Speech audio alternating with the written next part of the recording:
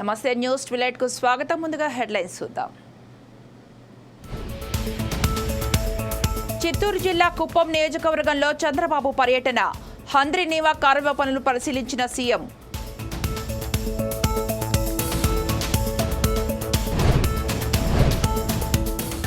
తెలంగాణలో hot topic గా మారిన జీవన్ రెడ్డి వ్యవహారం. జీవన్ రెడ్డితో భేటీ అయిన deputy CM Bhatti Vikramarka.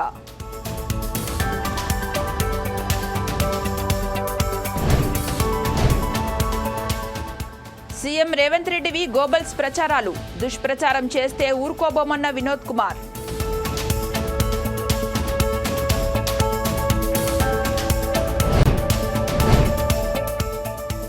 Pawan office ముందు ఓ జంట ఆత్మహత్యాయత్నం. గత ప్రభుత్వం భూమిని కబ్జా చేయడంతో మనస్తాపం.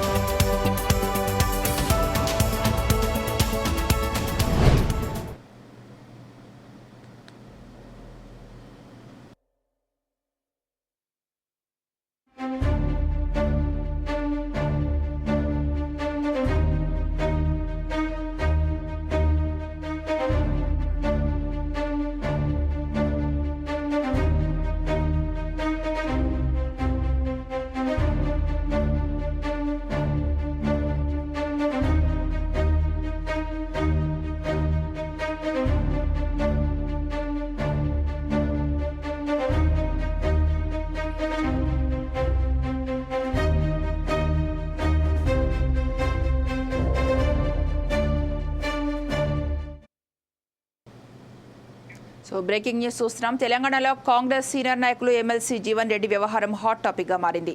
జగిత్యాల ఎమ్మెల్యే సంజయ్ బీఆర్ఎస్ నుంచి కాంగ్రెస్ లో చేరారు. ఈ విషయం జీవన్ రెడ్డితో చర్చించకపోవడంపై ఆయన అసహనం వ్యక్తం చేశారు.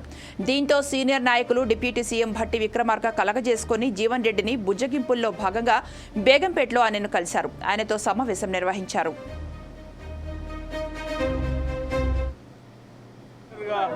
నాయకులు 83లోనే వారు చట్టసభలో పోటీ చేసినటువంటి నాయకులు ఇప్పటి వరకు చట్టసభల్లో ఉన్నటువంటి కాంగ్రెస్ పార్టీలో చట్టసభలో ఉన్నటువంటి నాయకులు అతి ముఖ్యమైన సీనియర్ నాయకులు వారు కొంత మనస్తాపం చెందారనే విషయం తెలిసింది. కాబట్టే కాంగ్రెస్ పార్టీ మొత్తం మేమంతా కదిలి వచ్చాము ఇక్కడికి. వారి ఆలోచనల్ని, వారి మనస్తాపానికి కారణమైనటువంటి విషయాల్ని తప్పనిసరిగా పార్టీ నాయకత్వం దృష్టికి తీసుకొని వెళ్తాం. పార్టీ నాయకత్వం కూడా వారితో నిరంతరం మాట్లాడుతుంది, ప్రయత్నం కూడా చేస్తూ ఉంది. వారి గౌరవానికి ఎక్కడ భంగం కలగకుండా వారు మాకున్నటువంటి సీనియర్ నాయకులుగా మాకు కూడా మార్గదర్శకం చేస్తూ పార్టీని ప్రభుత్వాన్ని నడిపించడానికి వారికి ఉన్నటువంటి ఆ సీనియారిటీ కానీ ఆ పెద్దరికం కానీ పార్టీకి ఎప్పుడు ఉపయోగపడుతుందని మేమందరం ఆశిస్తూ ఉన్నాం. 10 ఏళ్లు కష్టకాలంలో కాంగ్రెస్ పార్టీ ఉన్నప్పుడు అపోజిషన్లో అటు శాసనసభలో శాసన మండలిలో కూడా పార్టీ భావజాలాన్ని భుజానేసుకొని కాంగ్రెస్ పార్టీ కోసం గట్టిగా పనిచేసిన జీవన్ రెడ్డి గారు లాంటి నాయకుడిని పార్టీ తప్పనిసరిగా సంపూర్ణంగా గౌరవిస్తుంది. వారి ఆలోచనల్ని తప్పనిసరిగా పరిగణలో తీసుకుంటుంది.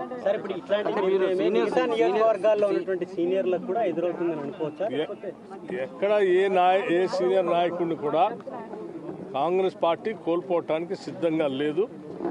కాంగ్రెస్ పార్టీ ఈరోజు ఈ స్థాయిలో ఉందంటే అటువంటి నాయకులందరూ కష్టపడి పోగేస్తేనే ఈరోజు కాంగ్రెస్ పార్టీ రాష్ట్రంలో పాలన చేస్తూ ఉంది. కాబట్టి ఏ నాయకుల్ని కూడా మనస్తాపం గురి అయితే మేమందరం బాధపడతాం.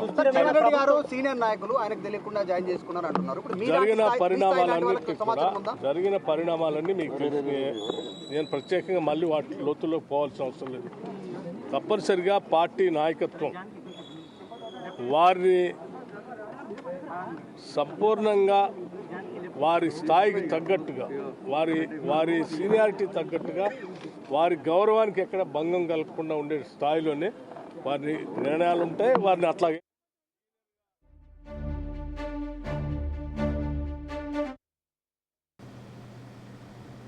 తెలంగాణలో ఎమ్మెల్సీ జీవన్ రెడ్డి వ్యవహారం కీలకంగా మారింది. కాంగ్రెస్ బుజ్జగింపుల నేపథ్యంలో ఆయన పార్టీ మార్పుపై కూడా క్లారిటీ ఇచ్చినట్లు తెలుస్తోంది. దీనిపై మరింత సమాచారం మా ప్రతినిధి శ్రీనివాస్ అందిస్తారు. శ్రీనివాస్, చెప్పండి. శ్రీలత, ఏదైతే జగిత్యాలకు సంబంధించినటువంటి సీనియర్ నాయకుడు జీవన్ రెడ్డి కూడా పార్టీ మారుతారు, రాజకీయం పరంగా ఆయన రాజీనామా, కాంగ్రెస్ పార్టీకి రాజీనామా చేస్తారని చెప్పేసి కూడా నిన్న మొత్తం కూడా అదే రాష్ట్ర వ్యాప్తంగా హాట్ టాపిక్ గా మారినటువంటి పరిస్థితి. ఎందుకంటే జగిత్యాలకు సంబంధించినటువంటి బీఆర్ఎస్ ఎమ్మెల్యే సంజయ్ కుమార్ కూడా తను కాంగ్రెస్ పార్టీలో చేరడం పట్ల కూడా ఉన్నటువంటి అక్కడ స్థానికంగా ఉన్నటువంటి జీవన్ రెడ్డి మండిపడిన సిచ్యువేషన్ కనిపిస్తుంది. ఎందుకంటే అక్కడ ఉన్నటువంటి చాలా ఏళ్ళగా కూడా ఆయన కాంగ్రెస్ పార్టీలో ఉంటూ కూడా తన మొత్తం కూడా పోరాటం చేస్తున్న నేపథ్యం ఉంది. ప్రజలకు ఎక్కడ ఏ ఇబ్బంది కలిగినా కూడా తాను ఉన్నాననే ఒక అభయమస్తం ఇస్తున్నటువంటి వ్యక్తికి తెలియకుండా వేరే పార్టీలో నుంచి సంజయ్ కుమార్ ని కూడా కాంగ్రెస్ పార్టీలో కలుపుకోవడం పట్ల కూడా ఆయన తీవ్ర నిరాశకు గురైనటువంటి పరిస్థితి ఉంది. ఈ దశలో కూడా ఆయన రాజీనామా చేస్తారని కూడా ఊహాగానాలు వినిపించాయి. చేస్తానని కూడా ముందుకెళ్లిన నేపథ్యంలో కూడా పార్టీ అధిష్టానం కూడా ఆయనని బుజ్జగిచ్చినట్టుగా కూడా తెలుస్తా ఉంది. ఎందుకంటే సంబంధించినటువంటి మంత్రి దుద్దిల శ్రీధర్ బాబు కావచ్చు, దాంతో పాటు కూడా కాంగ్రెస్ అధిష్టానం నుంచి సీనియర్ నాయకులు కూడా ఆయన నివాసానికి వెళ్ళి కూడా బుజ్జగింపులు స్టార్ట్ చేశారు. నిన్న నుంచి కూడా అదే ప్రక్రియ అయితే కొనసాగుతుంది. జిల్లా వ్యాప్తంగా కూడా ఇక్కడ నిజామాబాద్ జిల్లాకు గతంలో మన సంబంధించినటువంటి పార్లమెంట్ ఎన్నికల్లో ఆయనకి కాంగ్రెస్ పార్టీ నుంచి కూడా అభ్యర్థిగా ఖరారు చేసి పోటీలో కూడా నిలబడి చివరి వరకు కూడా ఆయన ఫైట్ చేసిన నేపథ్యం. అయితే మొత్తానికి కూడా ఇక్కడ నిజామాబాద్ సంబంధించి పార్లమెంట్ ఎన్నికల్లో బీజేపీ కూడా గెలిచిన నేపథ్యం. అయితే పోటీ మాత్రం కాంగ్రెస్ సంబంధించినటువంటి సీనియర్ నాయకుడు ఏదైతే జీవన్ రెడ్డి ఉన్నారో మంచి పోటీని కూడా ఇచ్చినటువంటి పరిణామం చోటు చేసుకుంది. ఏదేమైనప్పటికీ కూడా చాలా సీనియర్ నాయకుడు ఎలాంటి మచ్చ లేకుండా కూడా కాంగ్రెస్ పార్టీలో చాలా ఏళ్లుగా కూడా ఆయన ప్రస్థానం అయితే కొనసాగిన నేపథ్యంలో చుట్టుపక్కల జగిత్యాలకు సంబంధించినటువంటి ఆయనకు సంబంధించిన అంచెలు కావచ్చు, కార్యకర్తలు కావచ్చు, కాంగ్రెస్ సంబంధించిన కార్యకర్తలు మొత్తం కూడా ఆయన ఇంటికి చేరి ఆయనకు ఓదార్పు సంఘీభావం తెలిపారు. ఎక్కడ ఎలాంటి ఉన్నా కూడా మీ వెంట మేము ఉంటామని కూడా కాంగ్రెస్ సంబంధించిన కొంతమంది నాయకులు కూడా రాజీనామా సైతం కూడా ఇచ్చినటువంటి పరిస్థితి ఉన్నటువంటి సిచ్యువేషన్ లో ఇదంతా గమనించినటువంటి అధిష్టానం రేవంత్ రెడ్డికి సంబంధించినటువంటి కాంగ్రెస్ నాయకులు కూడా వీళ్ళకి సంబంధించిన మంత్రిని కూడా ఇంటికి పంపించి ఆయనని ఓదార్పు చర్యలు కూడా చేపట్టినట్టుగా తెలుస్తా ఉంది. ఈ రోజు సైతం కూడా నిన్నటి నుంచి సీనియర్ నాయకులు కావచ్చు, మంత్రులు కావచ్చు, ఆయనకు సంబంధించి మీరు ఎలాంటి బెంగపడాలని అవసరం లేదు, కాంగ్రెస్ అధిష్టానం కూడా మిమ్మల్ని సీనియర్ నాయకులుగా పార్టీలో మంచి స్థానం కూడా ఇస్తామన్నట్టుగా కూడా ఆయనకు ఒక వైపు కూడా ఇలాంటి సంబంధించినటువంటి విషయాలు కూడా చెప్తూ ఆయనని పార్టీ నుంచి బయటకు వెళ్ళకుండా కూడా ప్రయత్నం చేస్తున్నటువంటి పరిస్థితి ఉంది. ఏదేమైనప్పటికీ కూడా ఒకవైపు మనం చూసుకుంటే గనక చాలా ఏదైతే కాంగ్రెస్ సంబంధించిన సీఎం రేవంత్ రెడ్డి కూడా ఇప్పుడు ఫోకస్ పెట్టారు. ఏది తన పార్టీలో కూడా బీఆర్ఎస్ పార్టీలో ఉన్నటువంటి వాళ్ళని అందరినీ కూడా చేర్చుకొని మొత్తం బీఆర్ఎస్ ఎల్పీని కూడా కాంగ్రెస్ లో విలీనం చేయాలనేటువంటి ఒక ప్రక్రియలో భాగంగా కూడా బీఆర్ఎస్ లో ఉన్నటువంటి ముఖ్య నాయకులు కావచ్చు, ఎమ్మెల్యేలకు సంబంధించినటువంటి వాళ్ళని కూడా చేరికలకు తన పార్టీలోకి ఆహ్వానించే విధంగా అయితే ఇప్పటికే పావులు కలుపుతున్నటువంటి కాంగ్రెస్ సంబంధించినటువంటి నాయకులు ఈ గతంలో అంటే గత 2-3 రోజుల క్రితం కూడా ఇక్కడ బాన్సోడ నియోజకవర్గానికి చెందినటువంటి మాజీ స్పీకర్ పోచారం శ్రీనివాసరెడ్డిని సైతం కూడా పార్టీలోకి ఆహ్వానించి పార్టీలో కలుపుకున్నటువంటి సిచ్యువేషన్ అక్కడ కూడా సేమ్ ఇలాంటి పరిణామాలు చోటు చేసుకున్నాయి. ఎందుకంటే నిజామాబాద్ లో చాలా సీనియర్ గా కాంగ్రెస్ సంబంధించినటువంటి సీనియర్ నాయకులకు కూడా ఎవరికి ఈ విషయం తెలియని పరిస్థితి ఉంది. అక్కడ ఉన్నటువంటి స్థానికంగా ఉన్నటువంటి నాయకులకు ఎవరికి తెలియకుండా కూడా సీఎం రేవంత్ రెడ్డి ఏదైతే పోచారం శ్రీనివాసరెడ్డి ఇంటికి వెళ్లి తనకు కండువ కప్పి పార్టీలోకి ఆహ్వానించడం పట్ల కూడా కాంగ్రెస్ లో కొద్దిగా ఏంటి అనే ఒక క్వశ్చన్ మార్క్ రేజ్ అవుతుంది. ఎవరికి కూడా ఇంటిమేషన్ లేకుండా, ఎవరికి కూడా తెలియకుండా కూడా మొత్తం పార్టీలో కూడా ఎవరు చేస్తున్నారని కూడా వాళ్ళందరూ కాంగ్రెస్ నాయకులు ఒక అలజడి లాంటిది కూడా వ్యక్తం అవుతున్నటువంటి పరిస్థితి ఉంది. సేమ్ ఇదే సిచ్యువేషన్ ఇక్కడ కాంగ్రెస్ సంబంధించినటువంటి నాయకుడు సీనియర్ నాయకుడు ఎమ్మెల్సీ జీవన్ రెడ్డి పరిస్థితి కూడా అదే విధంగా అయినటువంటి పరిస్థితి ఉంది. అయితే అక్కడ ఉన్నటువంటి సంజయ్ని కూడా పార్టీలో చేర్చుకుంటున్న విషయం కూడా తన పార్టీ కండువా కప్పుకొని కాంగ్రెస్ లో సీఎం రేవంత్ రెడ్డి పార్టీ కండువా కప్పి ఆహ్వానించేంత వరకు కూడా ఎమ్మెల్సీ జీవన్ రెడ్డికి తెలియకపోవడం ఇదంతా కూడా ఆయనకు ఒక టెన్షన్ వాతావరణం అయితే ఉంది. ఎవరు వస్తున్నారు, ఎవరు ఉంటున్నారు, సీనియర్ గా గౌరవించని పరిస్థితి ఉంది. ఎవరు బయట నుంచి పార్టీలో మేము సొంతగా కూడా చాలా కష్టపడి ఇన్ని సంవత్సరాలుగా కూడా పార్టీలో ఉంటూ మేము ఫైట్ చేసినప్పుడు కూడా ఆయన పైన బీఆర్ఎస్ మీద ఫైట్ చేసిన వ్యక్తిని తీసుకొచ్చి ఈ రోజు ఇక్కడ చేర్చుకుంటున్న సంగతి కూడా ఆయన చాలా తీవ్రంగా నిరాశకైతే లోనైన పరిస్థితి ఉంది. ఇప్పటికే ఆ దిశగా కూడా బీజేపీలో చేరుతానని ఒక వైపు వార్తలు కూడా నిన్న మొత్తం కూడా హల్చలైనటువంటి పరిస్థితి ఉంది. ఏదేమైనప్పటికీ అధిష్టానం, కాంగ్రెస్ సంబంధించినటువంటి అధిష్టానం తన ఇంటికి వెళ్ళడం కానీ అక్కడ ఉన్నటువంటి పరిస్థితిని గమనించినటువంటి అధిష్టానం ఆయనకు బుజ్జగింపు చర్యలు చేపట్టినటువంటి పరిస్థితి ఉంది. కాంగ్రెస్ లో గతంలో చూసుకుంటే కడియం కావ్య సైతం కూడా వరంగల్లో ఉన్నటువంటి నాయకులకు కూడా తెలియని పరిస్థితి. తాను కూడా కాంగ్రెస్ పార్టీలో చేరేంత వరకు కూడా సీనియర్ నాయకులకు కూడా ఎటువంటి సమాచారం లేనటువంటి పరిస్థితి ఉంది. Okay, right Srinivas, thank you. Chittoor జిల్లా కుప్పం నియోజకవర్గంలో ఏపీ ముఖ్యమంత్రి చంద్రబాబు నాయుడు పర్యటిస్తున్నారు. 4వసారి సీఎంగా ప్రమాణం చేసిన తర్వాత తొలిసారి సొంత నియోజకవర్గానికి విచ్చేసిన చంద్రబాబుకు ఉమ్మడి చిత్తూరు జిల్లా ఎమ్మెల్యేలు, స్థానిక నేతలు, పార్టీ కార్యకర్తలు ఘన స్వాగతం పలికారు. అనంతరం శాంతిపురం మండలం జల్లిగానిపల్లి వెళ్లిన చంద్రబాబు అర్ధాంతరంగా నిలిచిపోయిన హంద్రినీవా కాల్వ పనులను పరిశీలించారు. అధికారులను అడిగి వివరాలు తెలుసుకున్న సీఎం వెంటనే కాల్వ పనులు ప్రారంభించాలని ఆదేశించారు.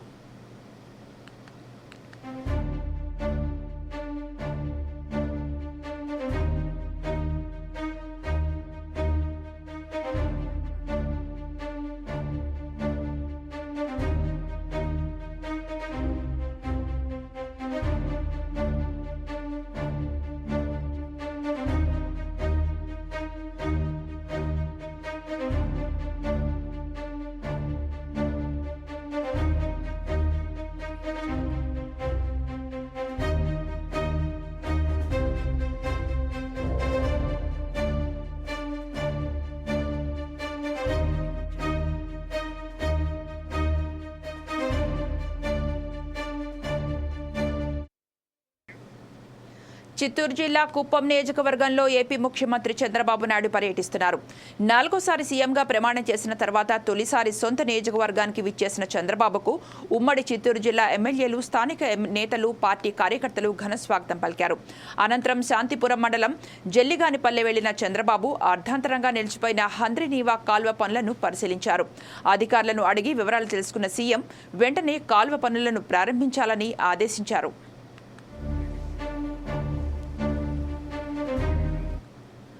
కుప్పం నియోజకవర్గంలో రేపు సీఎం పర్యటన కొనసాగనుంది. సాయంత్రం ఆర్టీసీ బస్టాండ్ సమీపంలో నిర్వహించే బహిరంగ సభలో పాల్గొంటారు. రేపు ఉదయం ఆర్ఎన్బి అతిథి గృహం వద్ద ప్రజల నుంచి వినతులు స్వీకరిస్తారు. మధ్యాహ్నం 12 గంటలకు డిగ్రీ కళాశాలలో అధికారులతో సమీక్ష నిర్వహించనున్నారు. అనంతరం పిఎస్ ఆడిటోరియంలో తెదేపా శ్రేణులతో నిర్వహించే సమావేశంలో చంద్రబాబు మాట్లాడనున్నారు. సో ఇదే అంశానికి సంబంధించి మా ప్రతినిధి వెంకటకృష్ణ మరిన్ని వివరాలు అందిస్తారు. వెంకటకృష్ణ, చెప్పండి.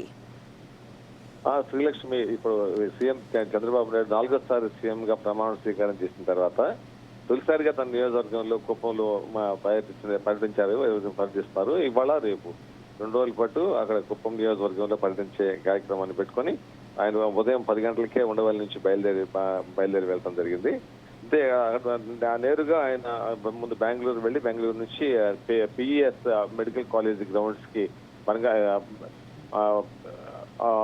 కుప్పంలో ఉన్న పిఎస్ మెడికల్ కాలేజ్ గ్రౌండ్స్ కి వెళ్ళడం జరిగింది. తర్వాత అక్కడ ప్రధానమైన అంశం ఏంటంటే అక్కడ కుప్పం నియోజకవర్గాన్ని ఏ విధంగా అభివృద్ధి చేయాలన్న విషయంలో, తర్వాత హంద్రినీవా, సుజల్ స్రవంతి కాలువలను పరిశీలించి వాటిని ఎంతవరకు తీసుకువెళ్ళాలి అనే విషయంలో వాటి అంటే ఈ సంవత్సరంలోనే హంద్రినీవా శ్రీశైలం నుంచి వస్తున్న హంద్రినీవా కాలువను వీకోట వరకు అయితే గతంలో తీసుకుని వచ్చారు. అది ఆ తర్వాత వచ్చిన ప్రభుత్వంలో కేవలం ఒక 5 కిలోమీటర్ల వరకు మాత్రమే వాటిని ముందుకు తీసుకొచ్చేటట్లుగా మాత్రం అయితే తెలుస్తోంది. కాబట్టి వాటిని ఎంతవరకు ఈ సంవత్సరం కానీ సంవత్సరంన్నరలో కానీ లోపలగా కానీ ఆ నీటిని కుప్పం ప్రజలకు ఉపయోగపడేలాగా వాటికి నీటి అవసరాలు తీర్చేలాగా చేయాలన్న ఉద్దేశంతో ఈ పర్యటన ప్రధాన భాగంగా పెట్టుకుంటూ వచ్చారు. దానికోసం అయితే అతను ఈ రోజున పర్యటించిన అతను జల్లిగానిపల్లి గ్రామంలో శాంతిపురంలో ఉన్న హంద్రినీవా కాలేజీని, జినార్దొడ్డి ఈ ప్రాంతాలన్నింటి కూడా పరిశీలించారు. ఎన్టీఆర్ స్టాట్యూ సెంటర్ కు 3 గంటలకు చేరుకున్న మా ముఖ్యమంత్రి అక్కడ ఆర్ఎన్బి అక్కడ పబ్లిక్ మీటింగ్ లో ప్రసంగించారు. తర్వాత సాయంత్రం 4:30 నుంచి 6 గంటల వరకు పార్టీ లీడర్స్ తో ఆర్ఎన్బి గెస్ట్ హౌస్ లో సమావేశం ఏర్పాటు చేస్తారు. రేపు కూడా ఈ పర్యటన కొనసాగుతుంది. ఈ పర్యటన కూడా రేపు ఆర్ఎన్బి గెస్ట్ హౌస్ లోనే పబ్లిక్ గ్రీవెన్స్ లో ప్రజలతో మాట్లాడతారు, వాడి వినతులను స్వీకరిస్తారు. తర్వాత గవర్నమెంట్ డిగ్రీ కాలేజ్ చేరుకుని అక్కడ అక్కడ అధికారులతో, నియోజకవర్గ అధికారులతో అఫీషియల్ మీటింగ్ ఒకటి, రివ్యూ మీటింగ్ ఒకటి ఏర్పాటు చేసుకున్నారు. అక్కడ దాంట్లో మాట్లాడతారు. దాంట్లో ఆయన రివ్యూ మీటింగ్ ఏర్పాటు చేసి వారితో అధికారులతో చర్చించే అవకాశం ఉంది. ఇక ఏర్పాట్ల గురించి, అభివృద్ధి గురించి కూడా. తర్వాత పార్టీ లీడర్స్ తో రేపు సాయంత్రం మధ్యాహ్నం 2:40 నుంచి 4 గంటలకు పార్టీ లీడర్స్ తో ఇక పిఎస్ మెడికల్ కాలేజ్ గ్రౌండ్స్ లో ఆడిటోరియంలో ఆయన మాట్లాడతారు అన్నమాట. సాయంత్రం తర్వాత తిరిగి మళ్ళీ ఉండవల్లి చేరుకుంటారు. Right thank you Venkatakrishna. Kapu సామాజిక వర్గానికి చెందిన భవనాన్ని కాపులకే కేటాయించాలని అనకాపల్లి కాపులు డిమాండ్ చేస్తున్నారు. కొప్పాక కొత్తూరులో నిర్మిస్తున్న భవనాన్ని గత ప్రభుత్వ వైసీపీ పాలకులు పార్టీ కార్యాలయంగా మార్చేశారని వారు ఆగ్రహం వ్యక్తం చేస్తున్నారు. తమకు కేటాయించిన భూమిని కార్యాలయంగా మార్చడంపై కాపు సంఘాల నుంచి విమర్శలు వ్యక్తమవుతున్నాయి. రాష్ట్రంలో ఇప్పటికే వైసీపీ అక్రమ నిర్మాణాలు, భవనాలపై అధికారులు నోటీసులు జారీ చేశారు.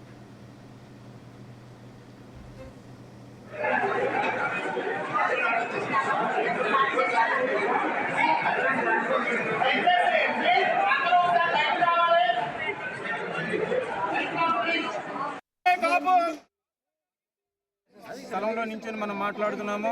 ఇదే స్థలాన్ని గతంలో తెలుగుదేశం ప్రభుత్వంలో పేలా గోవింద్ గారి హయాంలో ఇది కాపు కార్పొరేషన్ బిల్డింగ్ కట్టించడం గురించి కాపులందరికీ ఈ స్థలం కేటాయించడం జరిగినది.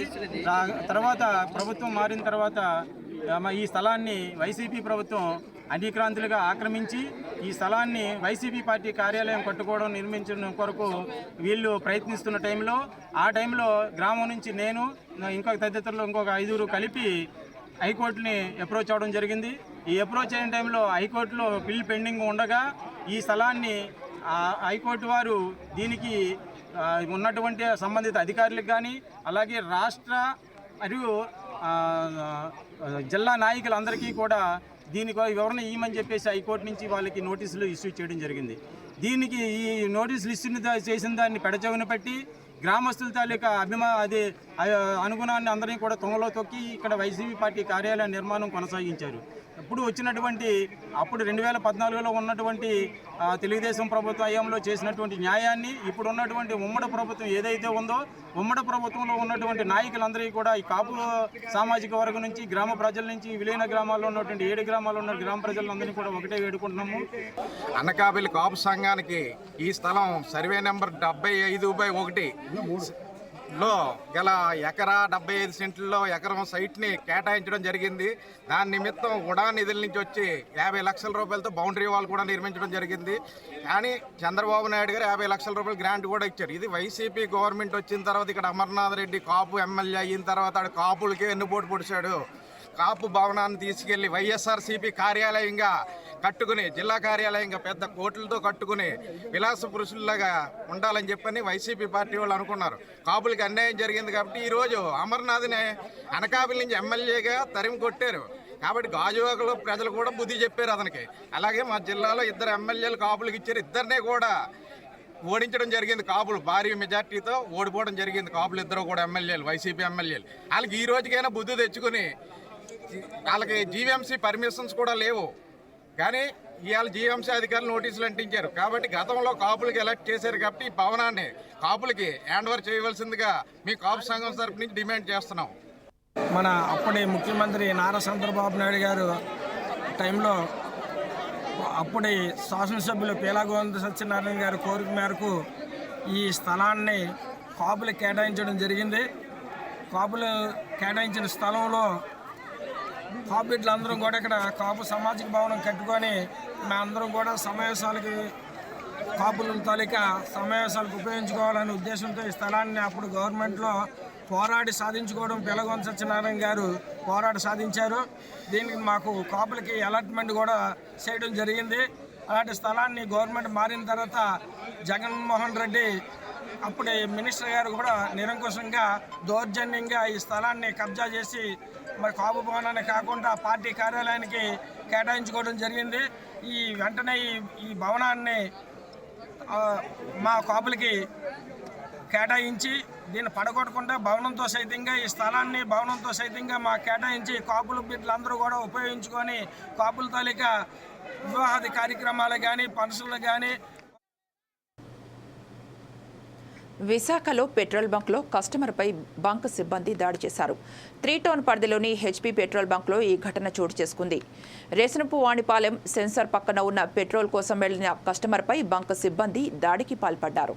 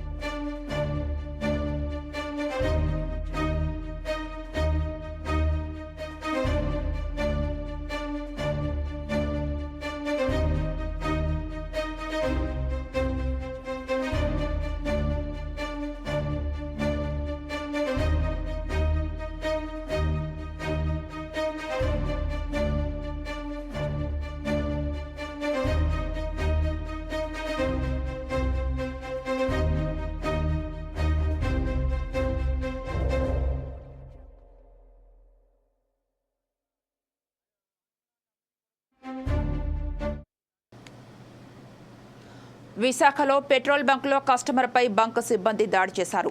3 టౌన్ పరిధిలోని హెచ్పీ పెట్రోల్ బంక్లో ఈ ఘటన చోటు చేసుకుంది.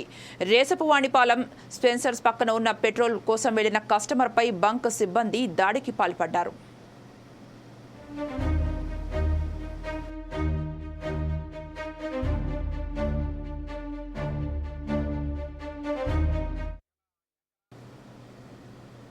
AP deputy CM Pawan Kalyan office ముందు ఓ జంట ఆత్మహత్యా యత్నానికి పాల్పడింది. రాజమండ్రిలో వైసీపీ మహిళా కార్పొరేటర్ తమకు 1200 గజాల భూమిని కబ్జా చేశారని ఆరోపించారు. అధికారులకు ఫిర్యాదు చేసినా పట్టించుకోవడం లేదని వాపోయారు. అందుకే పవన్ కళ్యాణ్ తమకు న్యాయం చేయాలని కోరుతూ ఇలా ఆత్మహత్యా యత్నం చేసుకున్నట్లు తెలిపారు.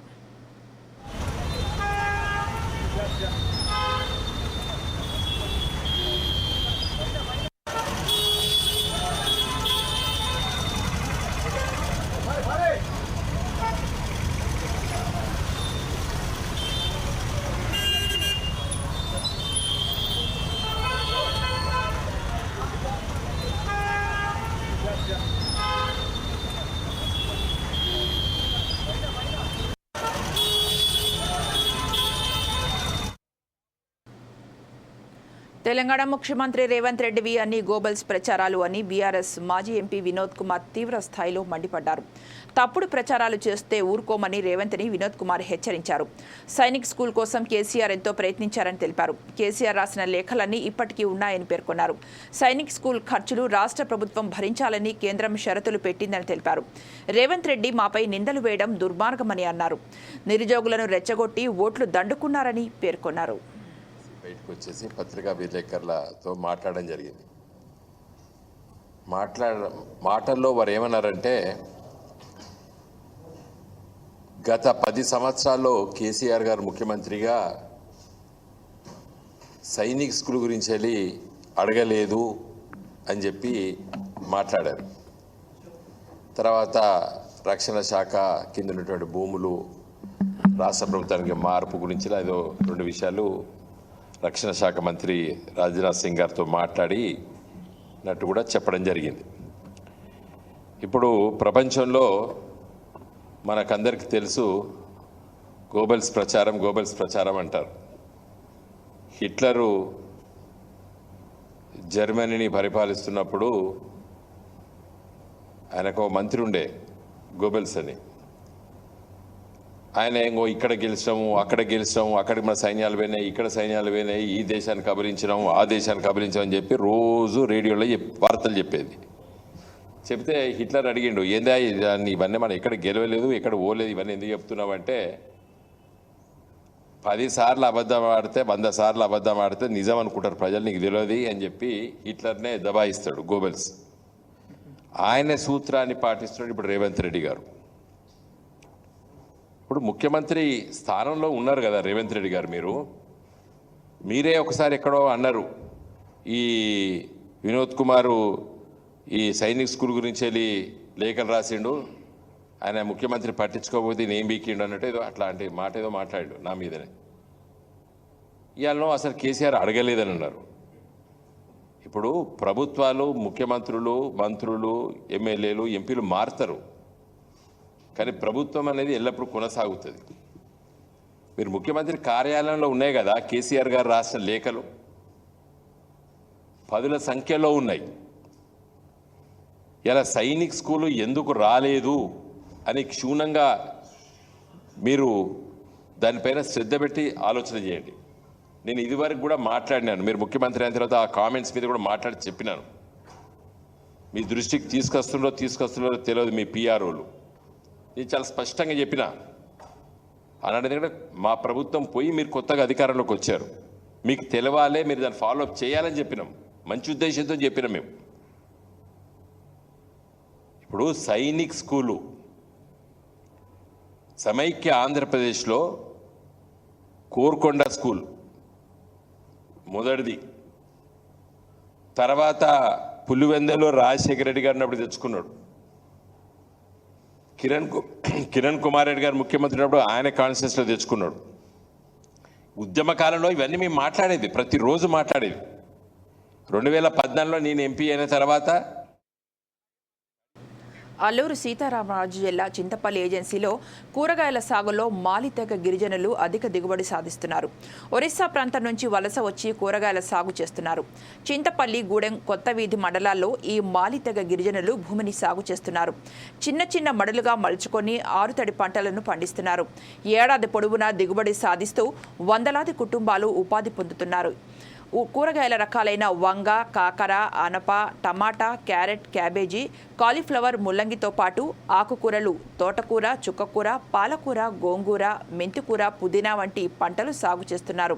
ప్రభుత్వం రాయితీపై విత్తనాలు, ఎరువులు, వ్యవసాయ పనిముట్లు అందించి తమకు చేయూతను అందించాలని మాలి తెగ గిరిజనులు కోరుతున్నారు. మా గ్రామం రింతాడ, మండలం గూడెం. ఇదిగో బెండ తోటలు ఈ వ్యవసాయ పని చేస్తాం. ఇప్పుడు మళ్ళీ ఎండాకాలం పంట ఇది లాస్ట్లోకి వచ్చేసింది, బెండ తోట అయినా. ఇప్పుడు మళ్ళీ కొత్తగా వేసేవి చిలకడ దుంపలు అలాంటివి వేస్తాము మెట్లోనే. మాకు వచ్చే ఆదాయం చాలా తక్కువ అండి. ఇది మాకు ఏమైనా గవర్నమెంట్ వాళ్ళు సబ్సిడీగా విత్తనాలు ఇస్తే మాకు అందులోనూ కూడా కలిసి వస్తుంది. కొట్లో కొనుక్కోవాలంటే కాస్ట్లీ ఎక్కువ అయిపోతుంది. ఇందులోనూ ఆదాయం ఏం ఎక్కువ రావట్లేదు, చాలా తక్కువ. కొట్లో కొంటే విత్తనాలు కూడా డామేజ్కి వస్తుంది.